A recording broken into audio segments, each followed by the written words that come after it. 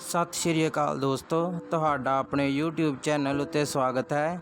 ਅੱਜ ਆਪਾਂ ਜਿਸ ਗਦਰੀ ਯੋਧੇ ਦੇ ਜੀਵਨ ਬਾਰੇ ਜਾਣਨ ਜਾ ਰਹੇ ਹਾਂ, ਉਹਨਾਂ ਦਾ ਨਾਮ ਗਦਰੀ ਭਾਈ ਸ਼ੇਰ ਸਿੰਘ ਵੇਈਂਪੋਈ ਹੈ। ਇਹਨਾਂ ਦਾ ਜਨਮ 1880 ਈਸਵੀ ਨੂੰ ਤਰਨਤਾਰਨ ਦੇ ਪਿੰਡ ਵੇਈਂਪੋਈ ਵਿਖੇ ਹੋਇਆ, ਜੋ ਉਸ ਸਮੇਂ ਜ਼ਿਲ੍ਹਾ ਅੰਮ੍ਰਿਤਸਰ ਦੇ ਅਧੀਨ ਆਉਂਦਾ ਸੀ। ਭਾਈ ਸ਼ੇਰ ਸਿੰਘ ਜੀ ਦੇ ਪਿਤਾ ਦਾ ਦੇਹਾਂਤ ਭਾਈ ਸ਼ੇਰ ਸਿੰਘ ਦੇ ਬਹੁਤ ਛੋਟੇ ਹੁੰਦਿਆਂ ਹੀ ਹੋ ਗਿਆ ਸੀ। ਜ਼ਮੀਨ ਵੀ ਸਿਰਫ 2 ਬਿੱਘੇ ਹੋਣ ਕਰਕੇ ਘਰ ਦੀ ਮਾਲੀ ਹਾਲਤ ਬਹੁਤ ਮਾੜੀ ਸੀ। ਭਾਈ ਸ਼ੇਰ ਸਿੰਘ ਨੇ ਘਰ ਦੀ ਹਾਲਤ ਸੁਧਾਰਨ ਕਰਕੇ 1902 ਵਿੱਚ 54 ਨੰਬਰ ਸਿੱਖ ਪਲਟਨ ਅੰਗਰੇਜ਼ ਫੌਜ ਵਿੱਚ ਭਰਤੀ ਹੋ ਗਏ। ਅੰਗਰੇਜ਼ਾਂ ਦੇ ਮਾੜੇ ਵਤੀਰੇ ਕਰਕੇ ਭਾਈ ਸ਼ੇਰ ਸਿੰਘ ਨੇ 3 ਸਾਲ ਨੌਕਰੀ ਕਰਨ ਤੋਂ ਬਾਅਦ ਅਸਤੀਫਾ ਦੇ ਕੇ 1906 ਦੇ ਸ਼ੁਰੂ ਵਿੱਚ ਉਹ ਹਾਂਗਕਾਂਗ ਚਲੇ ਗਏ ਅਤੇ ਇੱਥੇ ਕੁਝ ਸਮਾਂ ਵਾਚਮੈਨੀ ਕਰਨ ਤੋਂ ਬਾਅਦ 1906 ਦੇ ਅਖੀਰ ਵਿੱਚ ਅਮਰੀਕਾ ਦੇ ਸ਼ਹਿਰ ਸਾਨ ਫਰਾਂਸਿਸਕੋ ਵਿੱਚ ਚਲੇ ਗਏ। ਇੱਥੇ ਫਾਰਮਾਂ ਵਿੱਚ ਮਜ਼ਦੂਰੀ ਕਰਨ ਲੱਗੇ। ਇੱਥੇ 2 ਸਾਲ ਕੰਮ ਕਰਨ ਤੋਂ ਬਾਅਦ ਭਾਈ ਸ਼ੇਰ ਸਿੰਘ 1908 ਵਿੱਚ ਵੈਨਕੂਵਰ ਆ ਗਏ ਅਤੇ ਇੱਥੇ ਲੱਕੜ ਮਿੱਲ ਵਿੱਚ ਕੰਮ ਕਰਨ ਲੱਗੇ। ਉਸ ਸਮੇਂ ਉੱਤਰੀ ਅਮਰੀਕਾ ਦਾ ਪਹਿਲਾ ਗੁਰਦੁਆਰਾ ਬਣ ਚੁੱਕਾ ਸੀ। ਭਾਈ ਸਾਹਿਬ ਗੁਰਦੁਆਰੇ ਜਾਂਦੇ ਅਤੇ ਸੁਧਾਰਕ ਸਰਗਰਮੀਆਂ ਵਿੱਚ ਹਿੱਸਾ ਲੈਣ ਲੱਗੇ। ਇੱਥੇ ਦੇਸ਼ ਭਗਤਾਂ ਨਾਲ ਰਹਿਣ ਕਰਕੇ ਭਾਈ ਸ਼ੇਰ ਸਿੰਘ ਰਾਜਨੀਤਿਕ ਤੌਰ 'ਤੇ ਜਾਗਰੂਕ ਹੋਏ ਅਤੇ ਉਹਨਾਂ ਨੂੰ ਹਿੰਦੁਸਤਾਨ ਦੀ ਗੁਲਾਮੀ ਦਾ ਅਹਿਸਾਸ ਹੋਇਆ, ਜਿਸ ਕਰਕੇ ਭਾਈ ਸ਼ੇਰ ਸਿੰਘ ਨੇ ਦੇਸ਼ ਭਗਤ ਧੜੇ ਦੇ ਵੱਡੇ ਲੀਡਰਾਂ ਨਾਲ ਮਿਲ ਕੇ ਹਿੰਦੁਸਤਾਨ ਦੀ ਆਜ਼ਾਦੀ ਲਈ ਅਤੇ ਕੈਨੇਡਾ ਵਿੱਚ ਵਸੇਵੇ ਦੇ ਹੱਕਾਂ ਲਈ ਵੱਧ ਚੜ੍ਹ ਕੇ ਸਰਗਰਮੀਆਂ ਵਿੱਚ ਹਿੱਸਾ ਲੈਣਾ ਸ਼ੁਰੂ ਕਰ ਦਿੱਤਾ। ਫਿਰ ਗਦਰ ਪਾਰਟੀ ਦੇ ਮੈਂਬਰ ਬਣ ਗਏ ਅਤੇ ਆਪਣੇ ਕੰਮ ਨੂੰ ਹੋਰ ਤੇਜ਼ੀ ਨਾਲ ਕਰਨ ਲੱਗੇ। ਇਹਨਾਂ ਸਰਗਰਮੀਆਂ ਕਰਕੇ ਹੀ ਅੰਗਰੇਜ਼ ਸਰਕਾਰ ਦੇ ਜਾਸੂਸੀ ਮਹਿਕਮੇ ਦੀਆਂ ਰਿਪੋਰਟਾਂ ਵਿੱਚ ਭਾਈ ਸ਼ੇਰ ਸਿੰਘ ਨੂੰ ਉਸ ਮਹਿਕਮੇ ਦੇ ਵੱਡੇ ਅਫਸਰਾਂ ਨੇ ਇੱਕ ਬਹੁਤ ਹੀ ਖਤਰਨਾਕ ਇਨਕਲਾਬੀ ਲਿਖਿਆ ਹੋਇਆ ਹੈ। ਅਗਸਤ 1914 ਵਿੱਚ ਪਹਿਲਾ ਵਿਸ਼ਵ ਯੁੱਧ ਸ਼ੁਰੂ ਹੋ ਗਿਆ ਤਾਂ ਗਦਰ ਪਾਰਟੀ ਨੇ ਵੀ ਆਪਣੇ ਸਾਰੇ ਮੈਂਬਰਾਂ ਨੂੰ ਹਿੰਦੁਸਤਾਨ ਜਾ ਕੇ ਹਥਿਆਰਬੰਦ ਗਦਰ ਮਚਾਉਣ ਦਾ ਸੱਦਾ ਦੇ ਦਿੱਤਾ। ਸਾਰੇ ਗਦਰੀ ਬਾਬੇ ਆਪਣੀਆਂ ਬਣਾਈਆਂ ਜ਼ਮੀਨਾਂ ਜਾਇਦਾਦਾਂ ਕੈਨੇਡਾ ਵਿੱਚ ਉੱਦਾਂ ਹੀ ਛੱਡ ਕੇ ਹਿੰਦੁਸਤਾਨ ਨੂੰ ਜਹਾਜ਼ਾਂ ਵਿੱਚ ਸਵਾਰ ਹੋ ਕੇ ਜਾਣ ਲੱਗੇ। ਭਾਈ ਸ਼ੇਰ ਸਿੰਘ ਵੀ 1 ਸਤੰਬਰ 1914 ਨੂੰ ਵਿਕਟੋਰੀਆ ਤੋਂ SS ਕੈਨੇਡਾ ਮਾਰੂ ਜਹਾਜ਼ ਵਿੱਚ ਸਵਾਰ ਹੋ ਕੇ ਹਿੰਦੁਸਤਾਨ ਵੱਲ ਤੁਰ ਪਏ। ਸਾਰੇ ਸਫ਼ਰ ਵਿੱਚ ਆਪ ਆਪਣੇ ਸਾਥੀਆਂ ਨੂੰ ਜੋਸ਼ੀਲੀਆਂ ਕਵਿਤਾਵਾਂ ਸੁਣਾਉਂਦੇ ਅਤੇ ਜਿੱਥੇ ਜਿੱਥੇ ਵੀ ਉਹਨਾਂ ਨੂੰ ਸਿੱਖ ਸਿਪਾਹੀ ਅਤੇ ਸਿੱਖ ਪੁਲਿਸ ਵਾਲੇ ਮਿਲਦੇ, ਉਹਨਾਂ ਵਿੱਚ ਵੀ ਦੇਸ਼ ਦੀ ਆਜ਼ਾਦੀ ਦਾ ਪ੍ਰਚਾਰ ਕਰਦੇ ਜਾਂਦੇ। ਅੰਗਰੇਜ਼ਾਂ ਨੇ ਚਾਲ ਖੇਡ ਕੇ ਗਦਰੀਆਂ ਦੇ ਜਹਾਜ਼ ਨੂੰ ਕੁਝ ਦੇਰੀ ਨਾਲ ਤੋਰਿਆ। 19 ਅਕਤੂਬਰ 1914 ਨੂੰ ਕਲਕੱਤੇ ਪਹੁੰਚਣ ਤੋਂ ਬਾਅਦ ਗਦਰੀਆਂ ਦੀ ਤਲਾਸ਼ੀ ਹੋਈ ਅਤੇ ਭਾਈ ਸ਼ੇਰ ਸਿੰਘ ਕੋਲੋਂ ਬਹੁਤ ਸਾਰਾ ਗਦਰੀ ਲਿਟਰੇਚਰ ਫੜਿਆ ਗਿਆ, ਜਿਸ ਕਰਕੇ ਬਾਕੀ ਸਾਰੇ ਗਦਰੀਆਂ ਨਾਲ ਇਹਨਾਂ ਨੂੰ ਬਿਠਾ ਕੇ ਪੰਜਾਬ ਵੱਲ ਤੋਰ ਦਿੱਤਾ। ਤਾਂ ਇੱਥੇ ਪਹੁੰਚਦੇ ਹੀ ਰਾਏਵੰਡ ਸਟੇਸ਼ਨ 'ਤੇ ਇਹਨਾਂ ਨੂੰ ਗ੍ਰਿਫਤਾਰ ਕਰਕੇ ਮਿੰਟਗੁਮਰੀ ਅਤੇ ਮੁਲਤਾਨ ਦੀਆਂ ਜੇਲ੍ਹਾਂ ਵਿੱਚ ਭੇਜ ਦਿੱਤਾ ਗਿਆ। ਭਾਈ ਸ਼ੇਰ ਸਿੰਘ ਨੂੰ ਪਹਿਲਾਂ ਮਿੰਟਗੁਮਰੀ ਅਤੇ ਫਿਰ ਕੈਂਬਲਪੁਰ ਜੇਲ੍ਹ ਵਿੱਚ ਭੇਜਿਆ ਗਿਆ, ਜਿੱਥੇ ਬਾਅਦ ਵਿੱਚ ਸਾਰੇ ਗਦਰੀਆਂ ਨੂੰ ਇਕੱਠੇ ਕਰਕੇ ਲਾਹੌਰ ਜੇਲ੍ਹ ਵਿੱਚ ਭੇਜਿਆ ਗਿਆ ਅਤੇ ਇੱਥੇ ਉਹਨਾਂ ਉੱਤੇ ਗਦਰ ਮਚਾਉਣ ਕਰਕੇ ਲਾਹੌਰ ਸਾਜ਼ਿਸ਼ ਕੇਸ ਚਲਾਇਆ ਗਿਆ ਅਤੇ 13 ਸਤੰਬਰ 1915 ਨੂੰ ਇਸ ਮੁਕੱਦਮੇ ਦਾ ਫੈਸਲਾ ਸੁਣਾਉਂਦੇ ਹੋਏ ਇੰਡੀਅਨ ਪੀਨਲ ਕੋਡ ਦੀ ਧਾਰਾ 121, 121A, 124A ਅਤੇ 131 ਦੇ ਅਧੀਨ ਇਹਨਾਂ ਨੂੰ ਉਮਰ ਕੈਦ ਅਤੇ ਘਰ ਘਾਟ ਜ਼ਬਤੀ ਦੀ ਸਜ਼ਾ ਸੁਣਾਈ ਗਈ। ਫਿਰ ਭਾਈ ਸ਼ੇਰ ਸਿੰਘ ਨੂੰ ਕਲਕੱਤੇ ਦੀ ਅਲੀਪੁਰ ਜੇਲ੍ਹ ਵਿੱਚ ਭੇਜਿਆ ਗਿਆ, ਜਿੱਥੇ ਥੋੜ੍ਹੇ ਸਮੇਂ ਬਾਅਦ ਹੀ ਇਹਨਾਂ ਨੂੰ ਜਹਾਜ਼ ਵਿੱਚ ਬਿਠਾ ਕੇ ਅੰਡੇਮਾਨ ਦੇ ਟਾਪੂ ਉੱਤੇ ਲਿਜਾਇਆ ਗਿਆ ਅਤੇ ਉੱਥੇ ਪੋਰਟ ਬਲੇਅਰ ਦੀ ਸੈਲੂਲਰ ਜੇਲ੍ਹ ਵਿੱਚ ਬੰਦ ਕਰ ਦਿੱਤਾ ਗਿਆ।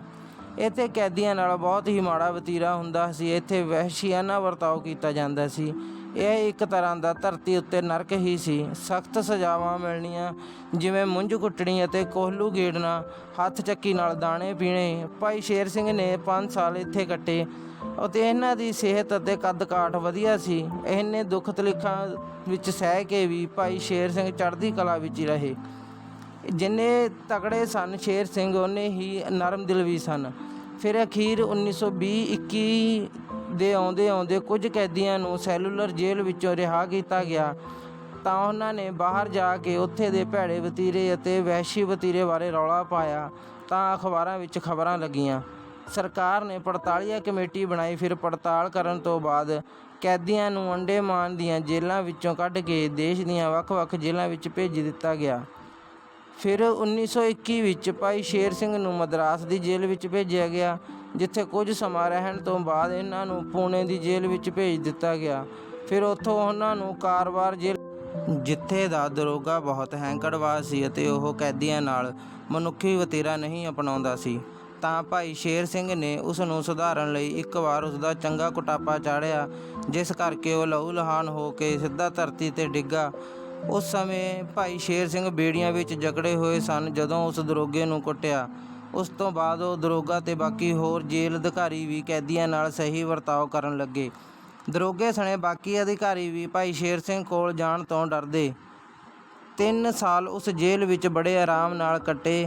ਫਿਰ ਦੇਸ਼ ਦੀਆਂ ਵੱਖ-ਵੱਖ ਜੇਲ੍ਹਾਂ ਵਿੱਚ 18 ਸਾਲ ਕੱਟਣ ਤੋਂ ਬਾਅਦ 1932 ਵਿੱਚ ਭਾਈ ਸ਼ੇਰ ਸਿੰਘ ਨੂੰ ਰਿਹਾਅ ਕਰ ਦਿੱਤਾ ਗਿਆ ਅਤੇ ਭਾਈ ਸ਼ੇਰ ਸਿੰਘ ਪੂਰੇ 26 ਸਾਲ ਬਾਅਦ ਆਪਣੇ ਘਰ ਦਾ ਦਰਵਾਜ਼ਾ ਵਾਪਸ ਵੇਖਿਆ।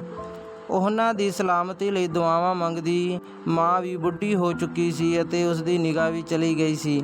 ਆਪਣੇ ਪੁੱਤ ਦੀ ਉਡੀਕ ਕਰਦੇ ਕਰਦੇ ਦੇਸ਼ ਦੀ ਖਾਤਰ ਜਵਾਨੀ ਵਾਰ ਆਏ ਇਸ ਪੁੱਤ ਨੂੰ ਮਾਂ ਨੇ ਸੀਨੇ ਨਾਲ ਲਾਇਆ।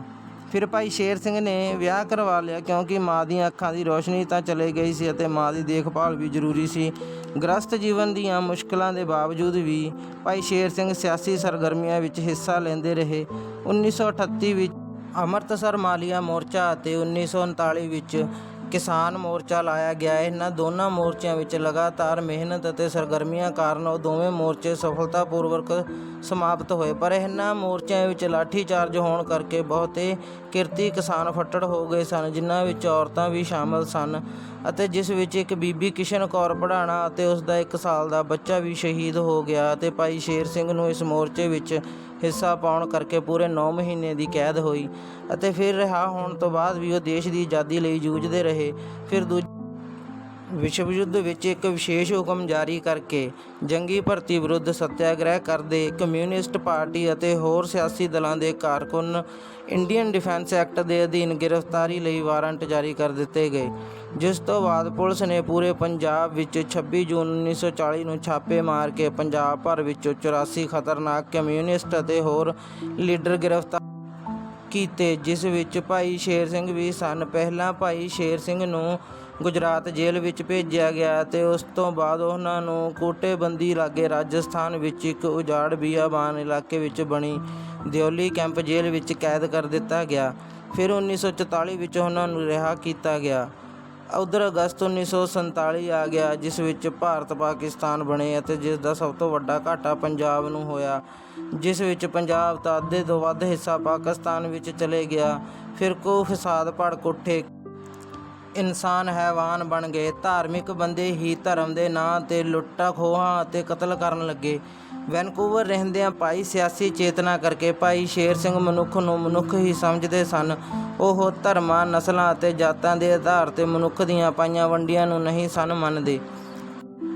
ਭਾਈ ਸ਼ੇਰ ਸਿੰਘ ਨੇ ਆਪਣੀ ਜਾਨ ਨੂੰ ਖਤਰੇ ਵਿੱਚ ਪਾ ਕੇ ਆਪਣੇ ਪਿੰਡ ਦੇ ਮੁਸਲਮਾਨਾਂ ਨੂੰ ਹਿੰਦੂ ਸਿੱਖ ਜਨੂਨੀਆਂ ਤੋਂ ਬਚਾ ਕੇ ਭਰੋਵਾਲ ਕੈਂਪ ਵਿੱਚ ਛੱਡ ਕੇ ਆਏ। ਦੇਸ਼ ਆਜ਼ਾਦ ਹੋਣ ਤੋਂ ਬਾਅਦ ਵੀ ਭਾਈ ਸ਼ੇਰ ਸਿੰਘ ਆਰਾਮ ਨਾਲ ਘਰ ਨਹੀਂ ਬੈਠੇ। ਉਹ ਸਮਝਦੇ ਸਨ ਕਿ ਆਜ਼ਾਦ ਭਾਰਤ ਵਿੱਚ ਕਿਰਤੀ ਕਿਸਾਨਾਂ ਮਜ਼ਦੂਰਾਂ ਦੀ ਹਾਲਤ ਵਿੱਚ ਕੋਈ ਸੁਧਾਰ ਨਹੀਂ ਸੀ ਹੋ ਰਿਹਾ, ਸਗੋਂ ਪਹਿਲਾਂ ਨਾਲੋਂ ਵੀ ਹਾਲਾਤ ਖਰਾਬ ਹੋ ਗਏ ਸਨ। ਭਾਈ ਸ਼ੇਰ ਸਿੰਘ ਨੂੰ ਦੇਸ਼ ਦੀ ਆਜ਼ਾਦੀ ਸਿਰਫ ਝੰਡੇ ਦੇ ਰੰਗ ਦਾ ਬਦਲਣਾ ਅਤੇ ਗੋਰੇ ਸਾਬਾਂ ਦੀ ਥਾਂ 'ਤੇ ਕਾਲੇ ਸਾਬਾਂ ਦਾ ਬੈਠ ਜਾਣਾ ਹੀ ਸਮਝਦੇ। ਭਾਈ ਸ਼ੇਰ ਸਿੰਘ ਗਦਰੀਆਂ ਦੇ ਸੁਪਨੇ ਦਾ ਇਨਸਾਫ, ਆਜ਼ਾਦੀ, ਬਰਾਬਰੀ, ਧਰਮ ਨਿਰਲੇਪਤਾ ਵਾਲਾ ਜਾਤ ਪਾਤ ਰਹਿਤ ਸਮਾਜ, ਜਿੱਥੇ ਮਨੁੱਖ ਦੀ ਮਨੁੱਖ ਹੱਥੋਂ ਲੁੱਟ ਖਸੁੱਟ ਨਾ ਹੁੰਦੀ ਹੋਵੇ, ਸਿਰਜਣ ਲਈ ਸੰਘਰਸ਼ ਕਰਦੇ ਰਹੇ। ਕਿਰਤੀ ਕਿਸਾਨਾਂ ਮਜ਼ਦੂਰਾਂ ਦੀ ਸਰਦਾਰੀ ਵਾਲੇ ਨਿਜ਼ਾਮ ਦੇ ਸੁਪਨੇ ਸਮੋਈ ਭਾਈ ਸ਼ੇਰ ਸਿੰਘ 28 ਮਾਰਚ 1966 ਈਸਵੀ ਨੂੰ ਆਪਣੇ ਸਾਥੀਆਂ ਨੂੰ ਸਦੀਵੀ ਵਿਛੋੜਾ ਦੇ ਗਏ।